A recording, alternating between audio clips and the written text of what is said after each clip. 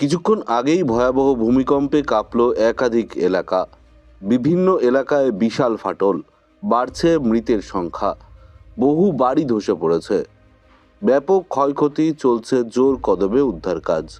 তবে এই ভূমিকম্পটি কখন কোথায় ঘটেছে, এই ভূমিকম্পের ফলে কতটা ক্ষয়ক্ষতি হয়েছে, কতজন আহত ও কতজন নিহত হয়েছেন এই ভূমিকম্পে, জানতে পারবেন বিস্তারিত ভিডিওতে। তাই অবশ্যই ভিডিওটি শেষ পর্যন্ত দেখবেন এবং আপনি আপনার জেলার নাম ভিডিওর কমেন্ট বক্সে কমেন্ট করে আমাদের জানিয়ে দেবেন। আপনার জেলার নতুন কোনো খবর বেরিয়ে এলে আমরা আপনাকে জানিয়ে দেব। একটা ছোট্ট অনুরোধ আপনার কাছে, ভিডিওটিতে একটি লাইক করবেন এবং আপনি চ্যানেলটিতে নতুন হলে চ্যানেলটিকে সাবস্ক্রাইব করে পাশের বেল বাটনটি বাজিয়ে দেবেন পরবর্তী খবরগুলো সবার আগে দেখার জন্য। রবিবার ভোর 4:32 জম্মু ও কাশ্মীরের ডোডায় ভূমিকম্পে কেঁপে উঠল বিস্তীর্ণ এলাকা। রিক্টার স্কেলে কম্পনের মাত্রা ছিল 4.6। ন্যাশনাল সেন্টার ফর সিসমোলজি এই খবর জানিয়েছে। সংস্থাটি আরও জানায়, এই ভূমিকম্পের কেন্দ্র ছিল ভূপৃষ্ঠ থেকে মাত্র 10 কিলোমিটার গভীরে।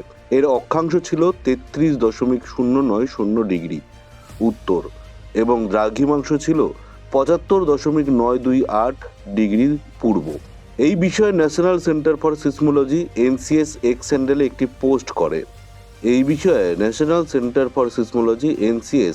হ্যান্ডেলে একটি পোস্ট করে।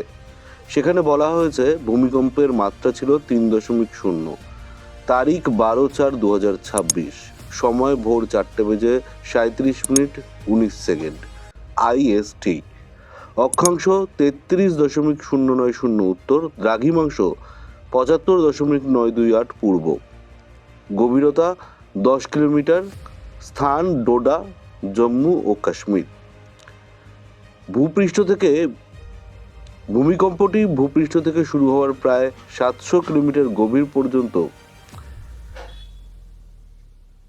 এই ভূমিকম্প ভূপৃষ্ঠ থেকে শুরু করে প্রায় 700 কিলোমিটার গভীর পর্যন্ত হতে পারে। মার্কিন ভূতাত্ত্বিক সমীক্ষার তথ্য অনুযায়ী বিজ্ঞানীরা এই গভীরতাকে 3 ভাগে ভাগ করেন: অগভীর, মাঝারি এবং গভীর। অগভীর ভূমিকম্প হয় 0 থেকে 70 কিলোমিটার গভীরে, আর গভীর ভূমিকম্প হয় 300 থেকে 700 কিলোমিটার গভীরে। সাধারণত 70 কিলোমিটারের বেশি গভীরে হওয়া ভূমিকম্পকে গভীর কেন্দ্রের ভূমিকম্প বলা হয়, জানাচ্ছে ইউএসজিএস।